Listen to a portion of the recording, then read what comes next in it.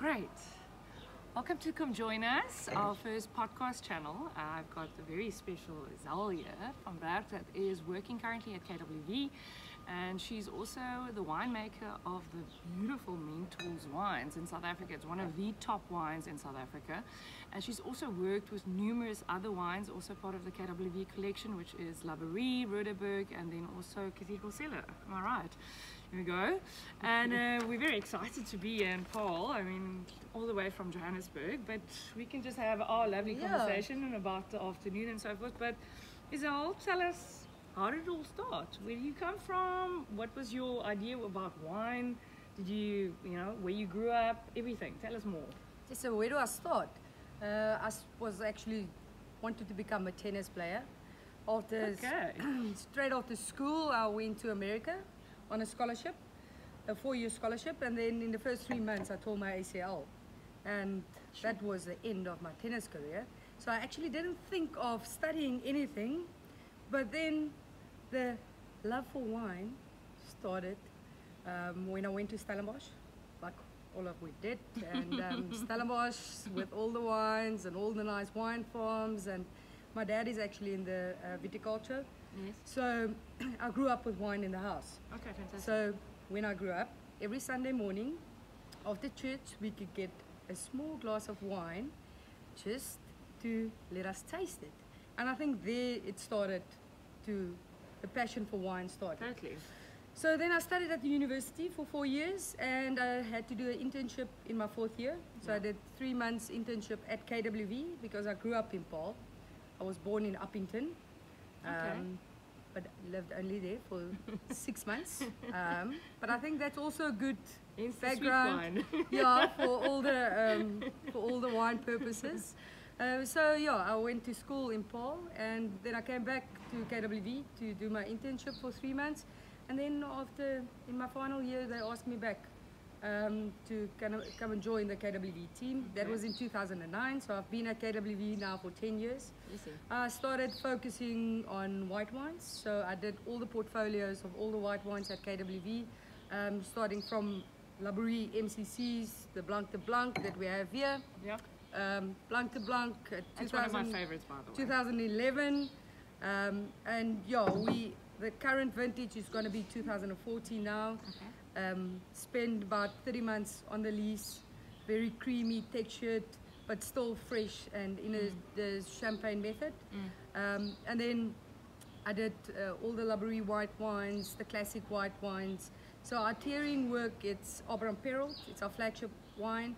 Then it's the Mentors range, then Cathedral Cellar, La Brie and Rudderburg, and then we've got our classic collection. Also, Rudderburg turns 70 years old this year, so it's probably the oldest brand, one of the oldest brands in South Africa. It's a red blend consisting of Cabernet, Shiraz, bit of Merlot, focusing on Petit Verdot as well in the blend. And then we've got our Cathedral Cellar wines. I started out making a lot of different portfolios at KWV. And ever since 3 years ago, I've been focusing on all our premium wines. That's including Perrault, Dr. Charles, Rudderburg, Dr. Charles, the flagship, and then... So you've literally worked on every single line? On most of the lines. I've done sparkling wines, MCCs, that's impressive. White wines. How many is in your white portfolio? If we look at different ranges, how many varieties would you say at the end of the day per range that you work with? How many goes along? Yes, we probably work about 80 to 100 different SKUs. There's insane. Quite a lot. The Mentors wines used to be 50, and now we just started focusing on certain varietals. Now we're at 8. But then you still get the Sauvignon Blanc Semillons and the Noble 8 Harvest and special releases that we bring out every year. But the Mentor cellar was created in 2006 as an experimental cellar, not really to produce wines. Serious? Just for the winemakers, a playground for the winemakers to play around and to do experiments and trial different regions and different varietals. So we do a Grenache Blanc, we do a Grenache Noir. It's really interesting varieties, because you don't often see those varieties on the shelf. And that's actually the focus, because it's also educational for the winemaking team, but not just for the winemaking team, but for the whole South Africa, to introduce people to new different varietals, different regions. We get Sauvignon Blanc from 5 to 6 different regions, and we keep it separate and play around. You don't integrate them at all? We play around with it. We keep it separate as far as we can. And that's a nice thing about the Mentors portfolios. 2012, I went to our marketing team and said to them, listen, I've got a Darling Sauvignon Blanc and a Stellenbosch Sauvignon Blanc, and both are looking exceptionally good. Yeah, so can we put 2 Sauvignon Blanc in the range? Yes, we can. That's how we put the Cabernet from Stellenbosch and from Darling also in the bottle. They got completely different characters. I mean, I personally, lately, I've been drinking specifically the Sauvignon Blanc, which is 2013 Darling. Now, you imagine 2013, it's quite a while ago, it's like 6 years ago, and you would think for white wine, flat, gaan nie lekker wees nie.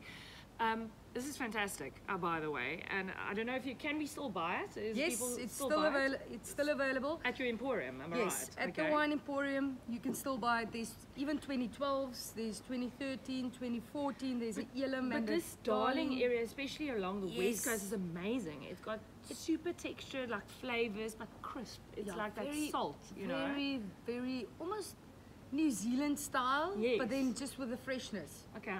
And the integration, I always say, like Sauvignon Blanc, the acidity is always very high, but you need to give the wine time to marry.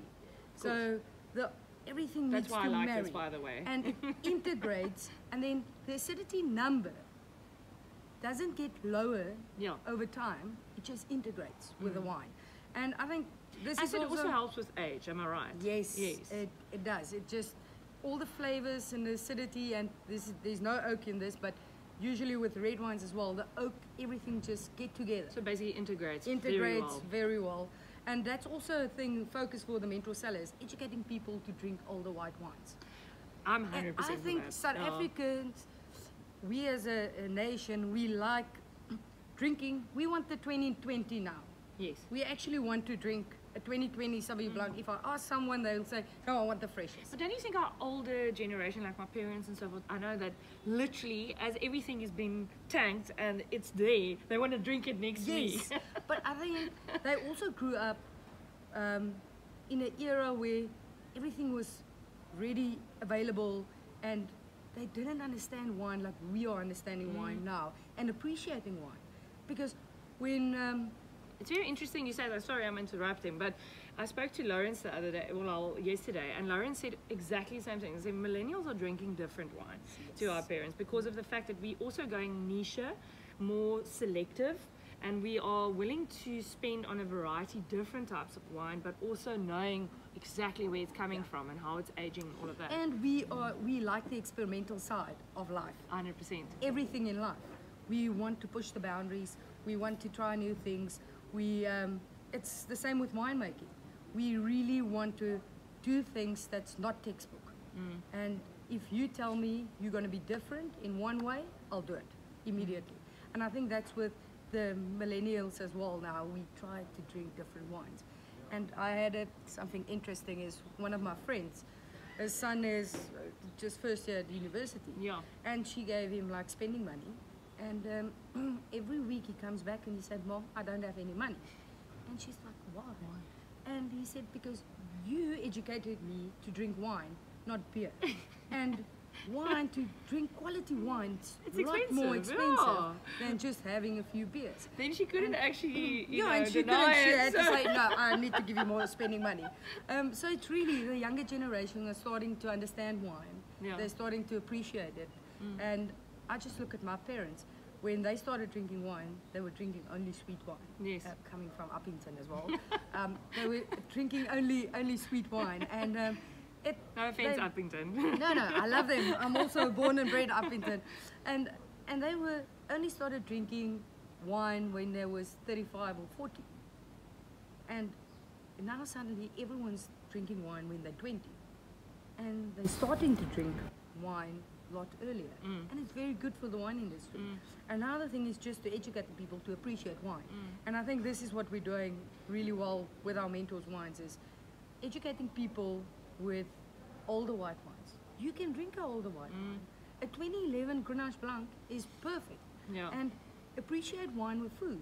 It just expresses a lot more if a wine complements the food and the food complements the wine, you know you have a perfect Especially pairing. the complex food, higher alcohol type of wines. And spicy food, curries, with you know what, all the people, white wines. they struggle with spicy food sometimes because they say it can either make or break. I know some people, they pair the bubbly with it. That's actually no bubbles for you. One day told me it's a bit hectic because of the bubbles and the spice and the chili. He said don't put them together; they go mental. I think it's if you take a younger sparkling wine, it would be overpowering. But if you take a sparkling wine that's 8 to 10 years old, okay, I get it. You get that complexity.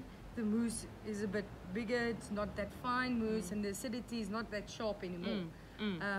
But yeah, and Sauvignon Blanc is a big passion for us.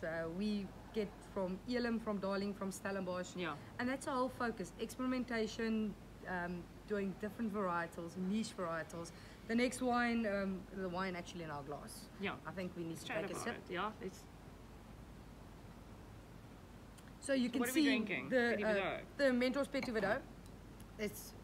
You're not allowed to choose between your kids, but I must be honest. You've always been a firm favorite. I'm a firm favorite of Petit Verdot, and the thing is, I don't think South Africans have seen the potential of this varietal in South Africa yet.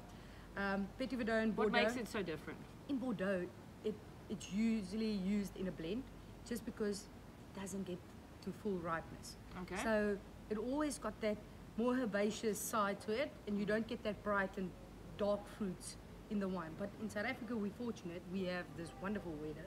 We get optimum ripeness. It's a late varietal, so it gets time to get to optimum ripeness. So it actually does completely different in our climate compared to France. And that's why you won't get in France, you won't get a 100% single varietal Petit Verdot. And this wine, we started making it in 2008, and ever since I've seen this varietal, it just got into my heart, and I started experimenting with it. I play around with whole berries, bit of whole bunches. This is a 2016 vintage. We only bottle 4,000 liters. It just got scored 95 by Tim Atkin, won double gold. It's the only Petit Verdot that got double gold at Veritas. We recently were nominated as top 12 female winemakers in the UK with this specific wine. So I think, and it's got a 13.5% alcohol. This is a blend of Stellenbosch, Walker Bay and Robertson. And the Stellenbosch give you the structure, where the Walker Bay give you the red fruits and elegance, and Robertson give you concentration of fruit. It's interesting you saying you don't blend white with white. You know, like you were saying Sauvignon Blancs, you don't mix them, but with red you tend to... We keep it separate. We vinify it separate in the cellar. And then at the end, everything's focused still on quality. So if 100% Stellenbosch is the best for me this year, I'll bottle it. The 2017 vintage that we're only releasing in July is 100% Stellenbosch. So it really depends on your quality. It depends on the quality. I'll put the 100% Stellenbosch, the Walker Bay, the Robertson separately in front of us, and then I'll start playing with blends, and we'll do a blind tasting. How many blends do you normally do? Yeah, quite a lot. Tell us. I'm telling you that blending time takes me a month, because I taste every single different varietal, select the best of each region, then I'll go and draw every single barrel. Then do a blind tasting of all the barrels, and then do selection. So this will go into 100% Petit, this will go into our Perrault brand, this will go into the Orchestra. So this one I'm seeing here, how many times, if you go and count it now, will it be that you did how many tastings before getting into this? Probably about 7 to 10 tastings. And then it's blind panel, everything tasting, every block, every barrel, then only selecting the best. That's why it's not a volume driven brand. It's all about quality, all about education, all about experimentation, just trying to create a flagship brand that enhance the whole portfolio of KWV. Izele, thank you so much for your time. Really appreciate it. It's awesome being here with you here at KWV's head office. And we'll definitely catch up with her later this year. We've got Laborie as part of Come Join Us this year. That's also, which is pretty much our Come Wine With Us of the year, which is taking place in September. So we will definitely see her, hopefully then, or one of your other winemakers. There's quite a big team here. But thank you very much for your time, and till next time. Keep on drinking.